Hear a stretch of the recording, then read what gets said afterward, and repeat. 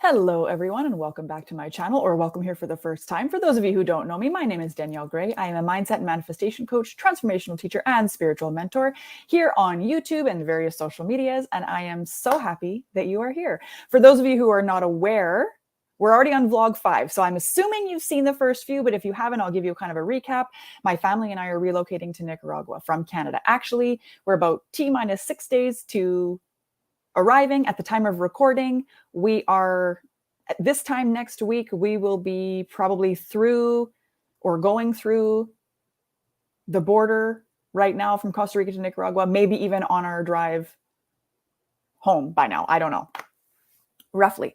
And in this vlog series, I'm just going over that whole process and sharing with you very candidly how, why, all the things, right? So today I want to talk about childcare and schooling and all of that, because I know that a lot of the people that have been asking us various questions about our move and interest in what we're doing are very interested in that aspect of it. So I wanted to just touch on it in its own video. So our son is 6.5 right now. He's going into grade 1. And one of the main factors that went into this decision to relocate was, one, how we felt about it as a family, making sure that everybody was 1000% on board. Otherwise we would not be doing it. If our son was not interested in going, we wouldn't be going, right? And he's actually the one, I think that's, I would hazard a guess that he's actually the most excited to go. And so one of the main concerns that we had was schooling, right? Because he's only in grade 1. He only just finished kindergarten, just his first year of school, just wrapped up in June. But I don't know what the rest of our life looks like. I don't know how long we're going to be in Nicaragua. I don't know if this is a permanent move. I don't know if we're going to end up somewhere else. I don't know if we're going to come back. I don't know what he's going to end up wanting to do. I don't know how well he's going to do in school. I mean, he is very, very smart, but obviously it's way too soon to tell like what he'll be gravitating towards. Really, like, he loves science, he loves art, he loves music, he loves like just theatrics kind of in general. Not a giant fan of math, although he really likes Monopoly Junior and he likes being able to do that math. So I don't know, maybe it's just a question of building confidence with it. I don't really know. Anyway, he loves to tell stories and read and things like that too, or like being read to. He's learning how to read. But anyway, like I say, one of our main concerns was the schooling part of it, because I don't want to make a decision now that's going to negatively impact him in the future. Because let's say he decides he wants to be, I don't know, a doctor or a neurosurgeon or an accountant or something that requires very typical schooling, right? And it's going to require him to have some kind of GPA to get into some kind of university. And, if we don't set him up for success, then he's going to have to do all kinds of extra like testing and equivalency things and blah, blah, blah, right? To get into traditional schooling. Like I don't want him to be limited in his options because of a decision we made when he was little, right? So that was something we really, really did really take into consideration. We talked to a lot of people. We asked a lot of questions. We did a lot of research. And so that's what I want to share with you here. So one of the most pivotal conversations we had was with his, at the time, current vice principal at his elementary school, who turns out actually her brother does kind of the expat nomad thing, has a couple of, maybe even 3 kids that he's homeschooling as they travel around. And we were still deciding whether we were going to homeschool or put him in school or what. And what we had found is that it's really hard to do research about schools and schooling and feel out the vibe of the school and the other kids and the teachers and atmospheres and even driving distance to the school, like what that's going to look like from so far away. So we had, I think at that point of this conversation, we had already decided we were going to homeschool at least for grade 1. For a couple of reasons. One, we weren't sure when we were even going to get to Nicaragua, because for those of you who are not aware, there's a total gong show with the Canadian government and the passport system right now. We were supposed to have his passport, Dominic's passport, needed to be renewed at the end of April. Okay, it was expiring at the end of April of this year. So at the end of March, we sent off to have it renewed. And when I put it in, at the end of March, March 28th, the guy said to me, who I was speaking to at Service Canada or whatever, said, okay, he should have his passport back. You should have it first week of May. Here's a tracking number or, file number or whatever. If the passport is not here by the first week of May, this is, the reference number you're going to use to figure out what's going on. And so, long ass story short, we didn't get the passport until August 12th.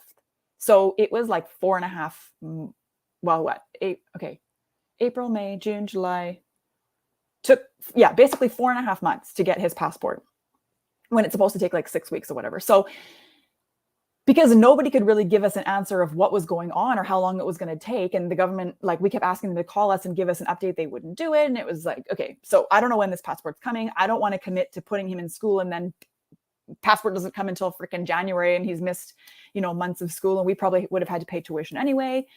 And we were looking at day schools because my son doesn't speak Spanish yet. So he was going to have to be in an English speaking school, which means he has to go to a private school, which means that's like, well, the one we were looking at, the closest to us one, like closest to where we're going to be one, I think the tuition is like $500 US a month for somebody his age.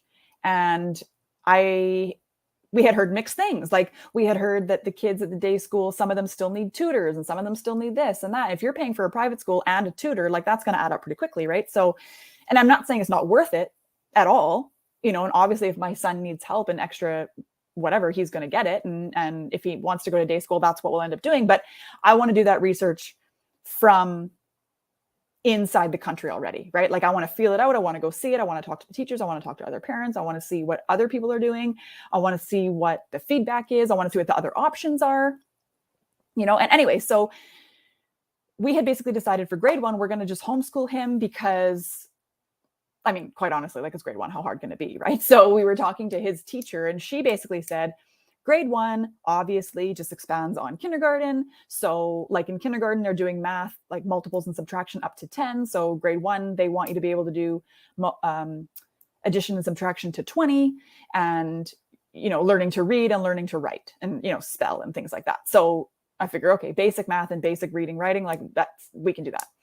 And so, his teacher actually is literally an angel sent directly from heaven, gave us so much guidance, so much feedback, so much advice, and put basically all of grade 1 material on a flash drive for us.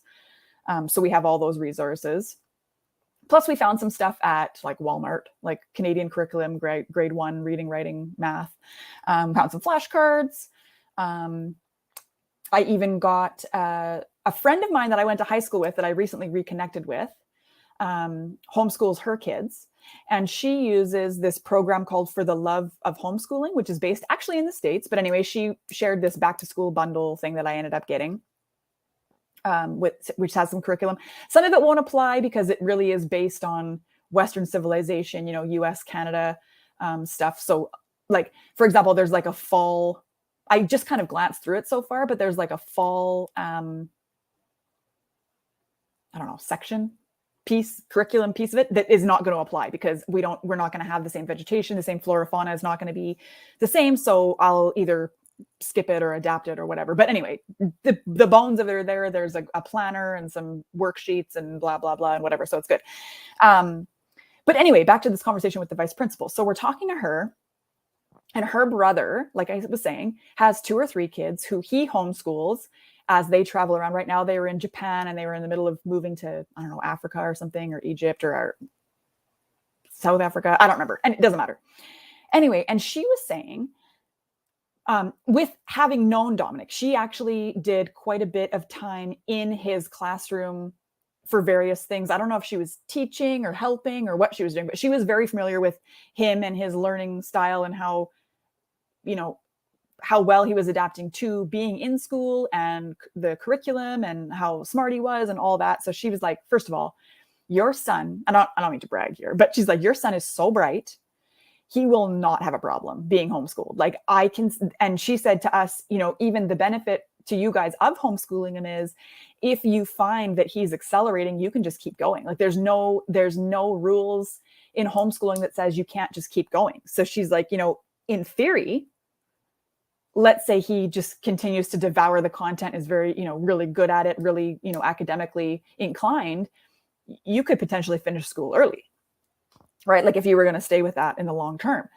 And she said that from a Canadian curriculum point of view too, she was like, it doesn't really matter until grade 4 when intermediate school starts. Again, I don't know how this works in the States. If you're watching from the States, um, kindergarten, grade 1, grade 2, grade 3 are primary grades, and then intermediate school grade 4. So when you start like multiplication, things like so up until grade 4, it doesn't really matter that much. It's not really so based on like there's no testing, not as much any of that. It's more as long as you are keeping with older read and writing, do the simple math and things like that, and the science and things like that. All that she said, a lot of the teachers have the same thing that we doing like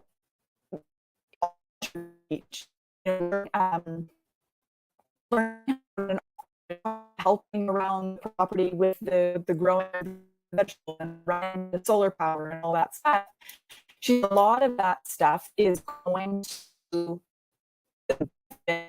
hit ways you can't right now because you can't really learn those teachable moments as well. He's vice principal, for example, science class, you go to the beach and you with the tide coming in or with what's under the rocks or whatever. So, and that's science, and that's all you need. All you're going to do is practicing his little mind work and for himself and deciding what he thinks is going to happen, or problem solving, anything like that. So, and actually, just the other day, we're down at the we call it bottom of our beer kind of goes in tiers. When you first walk out, it's a deck and a above ground pool, but it's sunken into a deck basically, or the deck is built around it. Then there's another tier, like fake grass and under deck and some benches, and then you go to another level, and then we've made the whole thing a sand pit. And we made it a nice rink, which is funny, but the whole bottom is a sand pit. So he and I were down there the other day, and we were scooping sand and moving it around and making piles and burying things and whatever.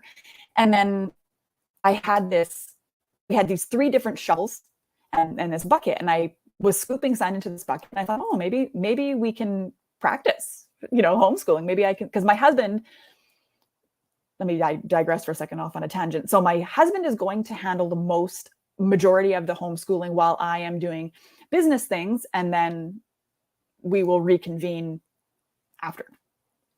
I will be partaking in the homeschooling too, but he will be kind of more in tune with that stuff, right? So anyway, I thought maybe I can, give it a go and see what I can do, because several months ago now, Dominic and I were playing Monopoly Junior. And so the Monopoly Junior we have is like all the bills are ones. The purchase prices of the properties are $1, $2, $3, $4, or $5. The game is basically the same as the regular version. It's just we're using much smaller denominations, right? So the math is much simpler. And we finished this round of Monopoly Junior. I'm going off on a tangent here for a second. We finished this round of Monopoly Junior, and Dominic not only sat and played the game with me, he did the math, he counted out his, ones, and he paid me and I paid him, and he collected his money and all the things. And he even let me talk to him about, like, he bought this property, and then he bought, if you're not familiar with Monopoly, if you buy, at least in the Monopoly Junior one, there's like 2 squares for each color. So there's 2 yellows, 2 blues, 2 oranges, 2 purples, whatever. And if you buy both, then when your opponent lands on either one, they owe you double the rent. So if you've got 2 spots that are orange and they're $1 each, if your opponent lands on one of the oranges, if you own both, then they have to give you $2, right?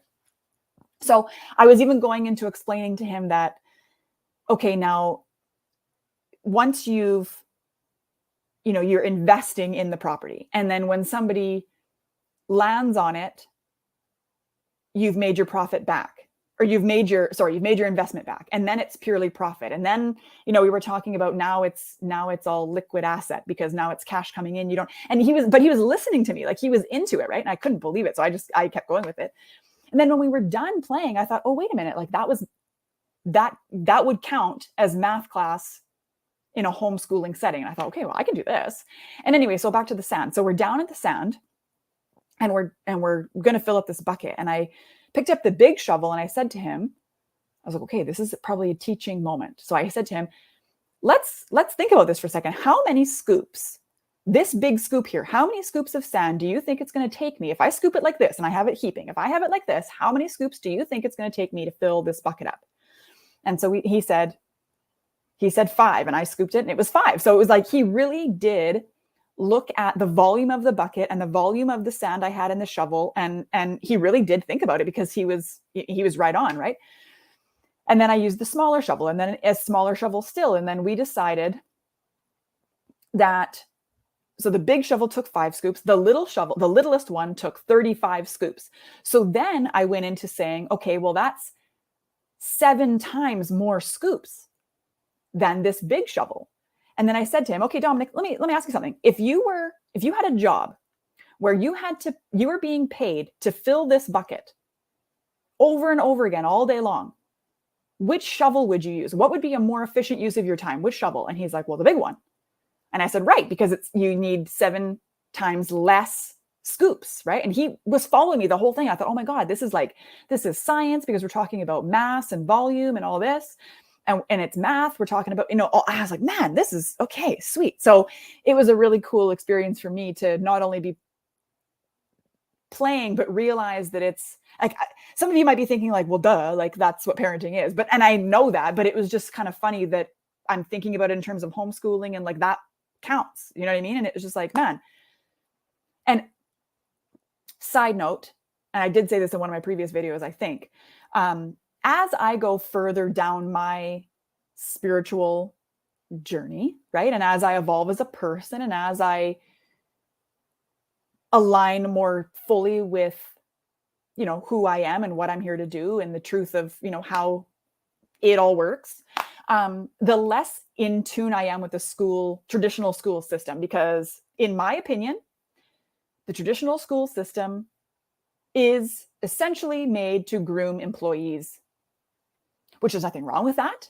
The world needs employees.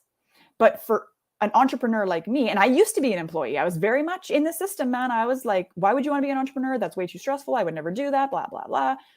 Things changed. Now I'm a hypocrite. But anyway, especially at this point in his life, I don't see it necessary for him to be in traditional school, as long as he is still getting the education and developing like he should. So I'm not talking about neglecting my kid. I'm obviously going to make sure he gets the best of both worlds. I want to make sure that he's, advancing at a good rate. And he, like I said, he is so smart. And I'm not saying that just from a biased opinion. He is very, very smart. And this vice principal, like I said, who had experience with him in the classroom, knows that he's smart. And she's like, he'll be ready for so much more than just grade 1. If you can give it to him, he'll be ready for it. And so that solidified our idea that, okay, yeah, we will homeschool him for grade 1, and we'll just see what happens from there.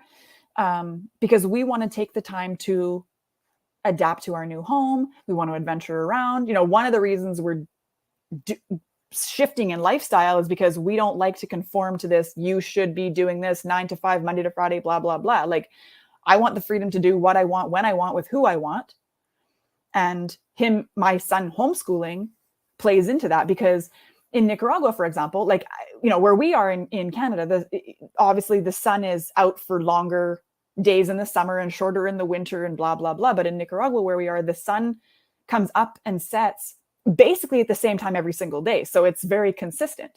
So who's to say that we can't do schooling if we're going to do like sit at the table, write some stuff out, there's no reason we can't do it on the rainy days or in the evening when the sun goes down or whatever. Like, it doesn't have to be a static, okay, 8:30 to 2:30, you're going to sit at this table and you're going to do this and that and whatever.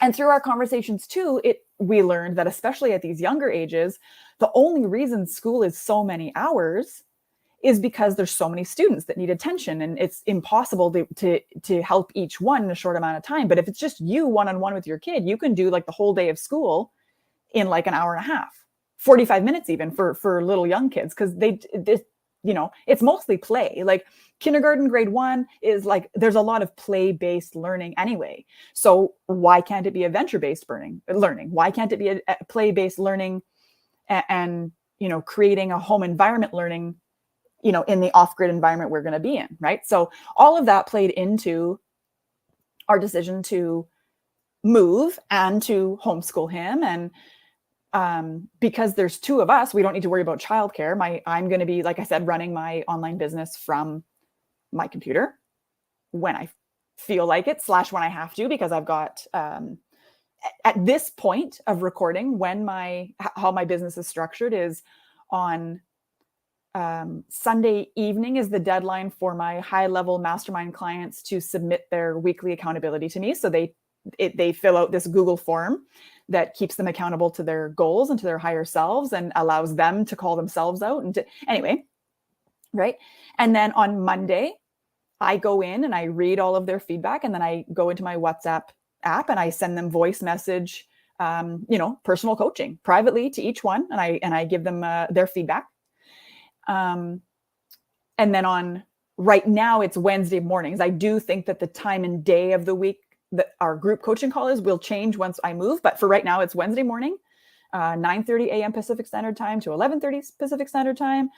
My high-level mastermind clients will book 20-minute time slots, and a lot of them will come and hang out the whole call anyway, because they really do like to get the value from the other conversations. And of course, it sparks ideas and inspiration and all this stuff. But otherwise, outside of those two things, I really have nothing that has to be done at any certain time. So I can plan a lot of my business around when I do and don't want to work too. And side tangent, as a human design manifester, I have very strong ebbs and flows of energy and needing to rest. So when I'm on a flow of energy, I'm like at 200% and things are getting done and it's going and things are happening. But then when I'm in an ebb of rest and relaxation and recharge, like there can be weeks nothing really happens, So as I move through all of this and develop myself and into this move, I'm honoring that more and more and more. And it just continues to serve me more and more and more. And and this is a topic for another video where I'm going to talk about, the benefits of leaning into the unknown and the trusting yourself to make the right decisions, trusting your intuition and all of that, and how it pertains to this particular move and our decisions and what life looks like and all of that. And then as time goes, if I continue doing the video series vlog, which I probably will do because I kind of like it, you'll be able to see more of that unfold, more or less in real time. For real time, you want to follow me on Instagram, definitely. I'll leave the link below in the description box so you can follow me for kind of behind the scenes stuff, but like real behind the scenes stuff, not just vlog videos. But anyway, all of that plays into how we want to raise our son and adapt to our new home and have him learn and teach him and spend time as a family. And, another factor is kids grow up so fast. And for me, I'm going to get very personal here for a second. For me, I have a lot of regret about not spending as much quality time with my son when he was really little as I could have, because I was so focused on getting my business going. I was so focused on manifesting a different circumstance than we had, but I was going about it the wrong way. I was going about it from wounded masculine. I was unwilling to do the inner work to really uncover what was really blocking me. So I was pushing and forcing and all of this, and I missed out so much on my son growing up when he was really little. And on top of that, because I was going about it from the wrong direction, I also ended up basically forcing us into a really bad financial situation, because I was also resisting my own success. I was also not willing to look at my mistakes. I was also not willing to understand and acknowledge and take responsibility for our financial state and all this stuff. My husband was off on medical leave and I dug us into a bad hole and I had to go back to work. So then now I'm trying to work a full-time job and started a business because I didn't want to stay at the full-time job. It was a 1-year contract. And I thought, okay, well, I'm going to affirm and declare that I'm going to be so successful in my own business by the time this contract is over, that if I am offered the full-time position, because the contract position did say at the time of application that the position had the possibility of going permanent after the contract was over. So I said to myself and to the universe and to all the, powers that be, that, and I continue to reaffirm that I was going to be so successful by the time the contract was over, that even if I was offered the full-time position, I would have to turn it down because having that job was going to be hindering my success at that point, which is exactly what happened. But it all comes at a cost. Do you know what I mean? And I share that candidly so that other people understand that I've done it the hard way. I've done it the difficult way. I've done it the way that I'm not proud of. And now I'm doing it a way that I am proud of. And I know the difference, and I can help shift from one to the other. I've done the work, is basically what I'm saying. I've done the inner work. I've done the reflection. I've done all of it, right? I've done the embodiment. But like I say, through that, I missed out on a good chunk of my son's life. It wasn't like I was MIA, but I wasn't soaking him up as best I could. And on top of that, now when I look back at photos of him during certain times of his childhood, I'm reminded, and I feel sick to my stomach and like I'm going to cry actually even right now. I'm reminded of how fucked up my priorities were, and also the stress financially I had, and how I was trying to keep it from my husband so that he didn't get upset and force me to go back to work and all the things. And I was really carrying a lot of burdens around, and it was just like it was not good. So in a way, I guess I'm kind of making up for lost time too, by really, really, really leaning into the life that I really want to live with my family and spending time with them, because my son is already 6.5, and it's like, I can't undo what's already happened. I can't get back the years that I kind of pissed away, but I can do my best to capitalize on the years we do have.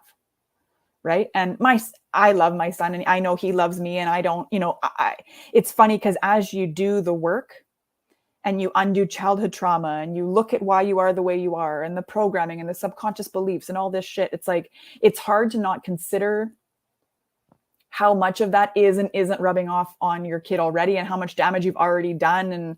And it's just like, so I'm trying to do better every day, right? We can only do as good as we can only function from the level of consciousness we're at. So I have to forgive myself, for not being at that level previously.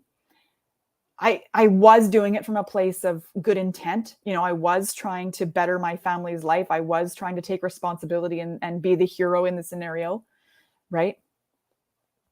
Just was going about it the wrong way, but I didn't know that, So like I said, I can't beat myself up about it because it is what it is. But I can also do better now that I know better. And that's exactly what I intend to do. And I'm very excited about this next chapter, and I'm very excited about capitalizing on this time with our son. And I'm very excited about being there for him fully as we adapt to this new way of life and see him just thrive in his new environment. I'm just so excited. So that's why we're doing what we're doing. That's why we're homeschooling him. That's why, we've got the two of us that are, I think I was starting to say this earlier. We have, between the two of us, he will not ever need any kind of childcare. My husband will, take care of that while I can't. And then I will take care of it while he can't, if he's busy doing whatever, and we'll see where life takes us. But that's how we decided. That was kind of the decision-making process for the move and to homeschool. And, ultimately it's going to turn out the way that it's supposed to. I know that. But I also, obviously, you have to do the due diligence as well. And you have to show up, meet the universe halfway. Like, for example, when I said in a previous video, I wanted to get my son into the elementary school that he got into for kindergarten. I wanted to get him in there. I knew he was going to get in there. I saw it happening. I visualized it. I manifested it. But also I stepped up and I did the work, right? Like, I made sure that I was logged in to the registration page ahead of the time. I watched the countdown tick down to when registration for kindergarten opened, and I registered him right away. So by, registration opened at 10 or 11 or whatever. So by, 15, 20 minutes later, he was registered for kindergarten. And of course he got in, because I took the time and the steps, and I took the inspired action, and I made sure that I showed up as much as I could show up and let the universe do the rest of it, right? So that's how I live my life the majority of the time. And I will do other videos on that kind of thing, because it's not enough to just ask for something. You then have to show up and be the other half of the equation, right? So that's what we're going to be doing with our son. Is we obviously want to make sure he has a good education, but we have to step up and get the resources and do the research and ask the questions and talk to the people, and, you know, maybe get the tutors, or, you know, set him up for success, and help him along as best we can, so that we are making the right decision for his best interest and the highest and best of everybody involved, right? So thanks for hanging out with me. Thank you for listening to that. I hope it was helpful. I hope it inspired you in some way. I would love it if you hit the little thumbs up button down below, over here somewhere. If you love this video, I would love to hear your thoughts. Feel free to leave me a comment below. And I will also leave some different links below in the description box for some various resources and ways to follow me behind the scenes, etc., and so on. I would love if you would check those out. And while you're clicking around down there, you might as well hit the subscribe button and the little bell notification, so that you're let know when I have a new video available for you, as I intend to keep this vlog series going, as well as various other videos and teachings and whatnot. So thank you so much for being here. I appreciate you so much.